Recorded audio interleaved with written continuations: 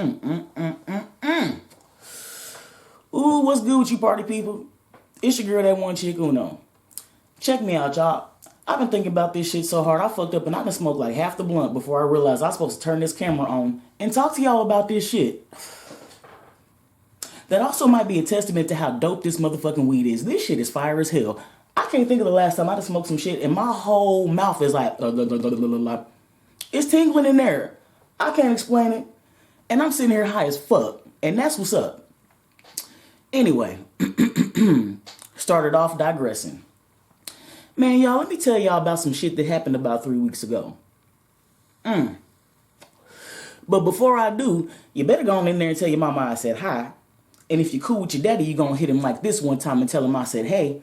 And if you got kids, you gonna knuckle bump them from your girl, that one chick Uno. Let them know that I love them and that I hope you doing everything you can as parents so that they grow up happy and healthy with the ability to be somebody.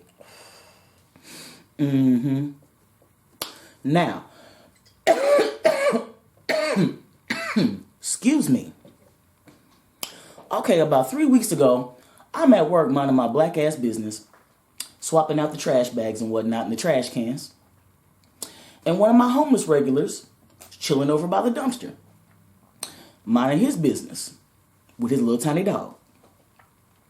So as I'm approaching the dumpster, he's all like, "Oh, hey, Miko, how you doing? Long time no see, how have you been?" Now, I like Alex. Alex is a cool cat. However, Alex has mental issues, and he's also a drug addict. That doesn't make Alex less human to me. That doesn't make him less of a child of God to me, okay? That just means that he is a child of God who has some issues and probably needs some prayer. So I pray for him. He's on my pray list. Anyway, I'm like, man, what's good with you, Alex? I ain't seen you in a minute either, man. I can't complain. I'm good. How you been? So he commences to tell me that he's been all right, but right now is a bad day. You know, he's getting a little antsy, a little anxious. Checked his account and there was no money in it and he doesn't understand why. And nobody's letting him use a phone and like payphones don't exist anymore, you know? So I was like, you know what? I can sanitize this thing, man. I ain't scared. And I take my phone out and I hand it to him. He's like, "Oh my God, thank you so much. You were always so gracious to me." It's not even a problem, man. I'll be right back. I gotta go get these trash bags. But I'm coming back for that phone, all right? You be right here? Yeah. So he's dialing, he's calling. And I wasn't scared, you know what I'm saying? Like, there's a good chance I can outrun him, outweigh him, and I will definitely beat your ass behind my shit. So, you know, I wasn't worried about leaving him with my phone for a second. That was cool to me. So I slide on in and grab the trash bags, and I come back out. And I come out at the exact moment that the voicemail on the other end picked up. Check me out, y'all. My man is like, "Hi, Dad. It's Alex. And I just wanted to let you know that there's no fucking money in my account." Whoa. My man went from 0 to 1,000, like, whoop, whoop. Flipped it straight up on you one time. Commences to cuss his father's voicemail smooth out, trying to check him, let him know his motherfucking money need to be there. Like, damn, Dad better have my money type shit. You know what I'm saying? He real mad about it. He ends the phone call by saying, "And don't call this number back. It's not my fucking phone. Okay, I love you. Bye." And hands me my phone back. And the whole time I'm standing there looking like,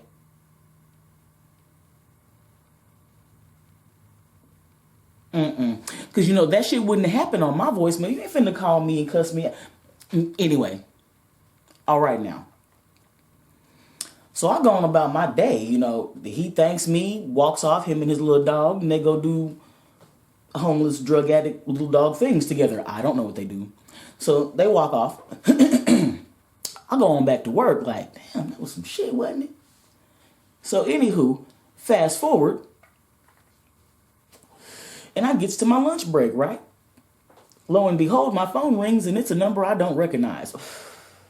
Because honestly, if it don't start with 661 or 785, I don't fuck with you. There's a good chance I don't know who you are. So, when this random 805 pops up and it didn't look like my job's phone number, I'm like, go on ahead and answer this one time. Who the fuck fucking with me? So I'm all like, "Hello?" This mousy, timid ass man's on the other end. Yes, hello? My name is Eric. Sound good, right? Okay. My name's Eric, and I don't know if you'll recall, but earlier a person used your phone to leave a voicemail, and I cut him off like, yeah, yeah, yeah. That was Alex. Okay, yeah, well, I'm Alex's father. Oh, okay, hey, what's up? He commences to tell me that because Alex had previously gone to jail, his benefits had been discontinued. He is doing everything he can right now to get those benefits recontinued. Thankfully, though, he'd been smart enough to save money out of the last 8 or 9 checks. So he's got about 4 weeks worth of benefits that he can personally put into his account. He has put $210 into his account for the right now, for the time being, is what he said. And next week he will do the same. I'm in my head already like, I'm nobody's motherfucking middleman. But, all right. Damn, you done really told me this dude's whole life story right now. I know way more about this young man than I ever needed to.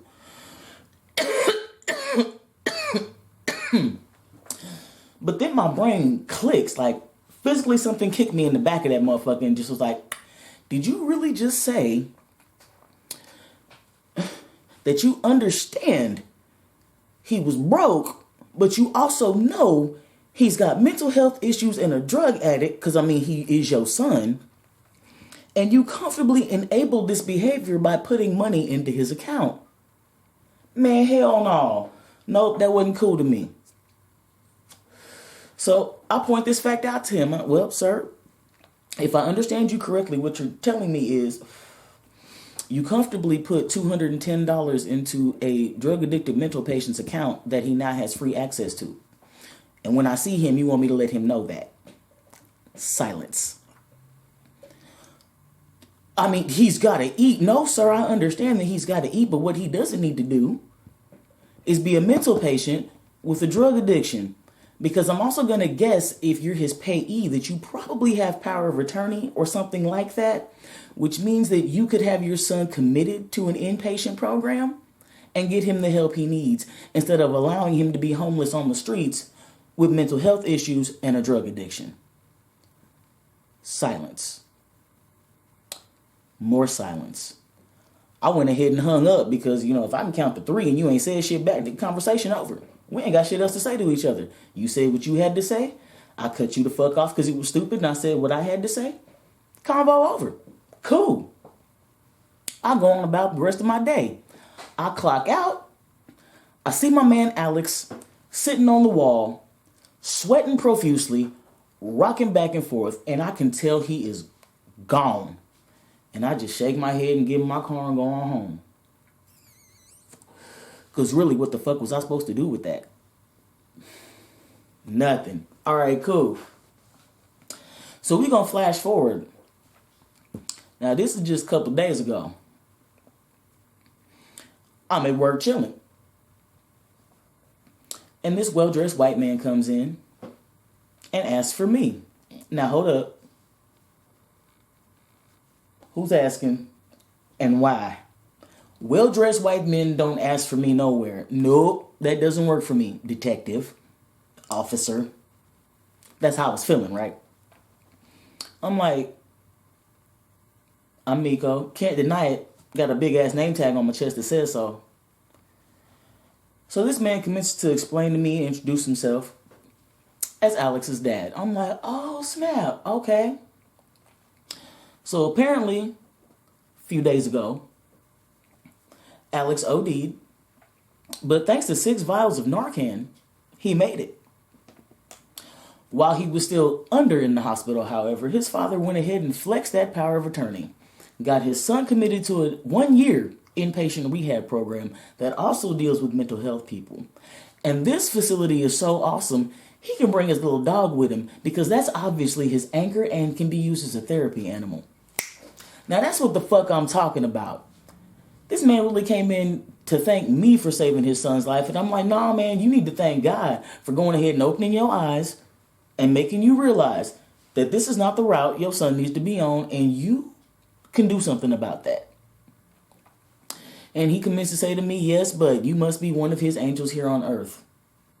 Because without you, I would have never come to that realization. After we got off the phone, and I'm thinking after I hung up on your ass, but after we got off the phone, my family and I sat down and we had a long discussion. We're going to go see psychiatrists as well. I just wanted to stop by and meet you personally. Thank you for saving my son's life.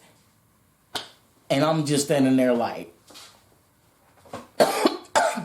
you're welcome. And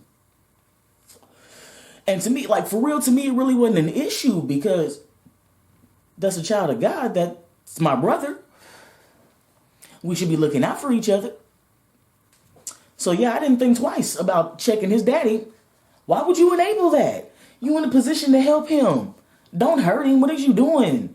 But what, because it's more convenient for you? Because it's easier for you? You can look the other way and pretend that's not happening? You know you lying to yourself. You know you lay down every night hating yourself like, damn, here I am not doing shit, watching my son die. We don't need to do that. So for real, I mainly told y'all this story, A, to get it off my chest, because it's some shit. B, to be like, wow, I'm glad he got the help he needed. Bless that. Thank you, Lord. And C, just because I like smoking weed and talking to y'all, and y'all are my therapy. So, hey, I appreciate you. Your therapy check's in the mail. No, I'm just playing. I ain't paying none of y'all. But I do love every single one of y'all. I appreciate y'all for watching my videos. Even though all I'm doing, smoking weed and talking shit. I appreciate y'all for it. You help my mental health. So I hope there is somebody else in the world doing the same for you. And if not, I'm praying for you. All right, now. I'm going to go ahead and finish this off. That blow good. That blunt yoga. Y'all going to go on ahead and have a nice day. And the next time I got a little bit of weed, a little bit of shit on my mind, you know I'm going to turn this camera on and get back with you. But until then, stay high. I damn sure am.